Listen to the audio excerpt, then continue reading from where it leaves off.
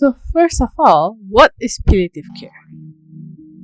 Palliative care is actually an approach for patients who have incurable life-limiting illness, and it's by actively managing their symptoms, and their symptoms could be physical, psychosocial, or emotional, and even spiritual. And the aim is to improve their quality of life so that they can really live until they die.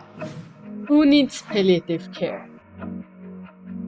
Essentially, it is nearly everyone who needs palliative care in their lifetime, because most of us will be in contact, maybe not ourselves, but certainly our loved ones may be in contact of diseases such as cancer, organ failures, or even dementia and Alzheimer's disease. And all of these diseases are conditions that will need palliative care at some point. As an example, cardiovascular diseases wasn't only responsible for an alarming 43.8% of the total deaths among adults needing palliative care. It was also the leading cause of death in hospitals in 2018. Cancer comes in as the second main cause of death needing palliative care at 32.7%. And there was 30% more deaths reported due to cancer in 2016 compared to the previous one. The palliative care need followed an apparent upward trend over the years. In 2030, Malaysia should anticipate the population needs to have grown at least 240% from 2014. Death and dying is part and parcel of life. There are a lot of misconceptions about palliative care, not about dealing with patients who are dying. Palliative care can be extremely useful for patients who are living because it helps to improve their quality of life. Okay, my mom was bedbound and was terminal. My mom was so unwell, it's very difficult for them to go to the hospital. When they come and see her condition, yes, like to prevent her to have bad sore, yeah. And she was having diarrhea, on and off, things like this. We need a lot of medical professional advice. And with their help to come to our family to take care and to monitor, administer the morphine, very much convenience to us.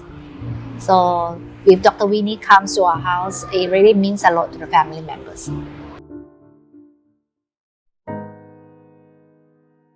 Palliative care involves not only physical care, such as managing pain and other distressing symptoms. We also teach our carer and provide our professional advice to equip them and empower them to be able to care for their loved ones at home. On top of that, we also look into how we can support them emotionally, psychologically, as well as spiritually.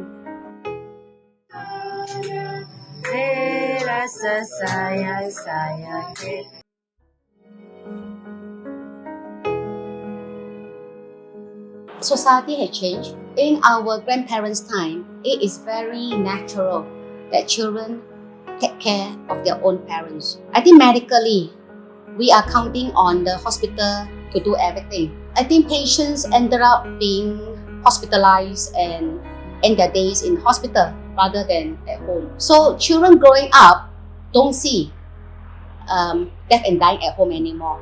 So death becomes something very strange to the growing up. So we don't see family being hands-on. It could be cared either institutions or by hired carers. And more we see children less ability to care for their loved ones, not only financially, physically, emotionally. And so care at home has become care in the hospital. So when patients at the end of life needed more care, families send them to the hospital. But yet their diseases are not treatable, right? So they said there's nothing much we can do.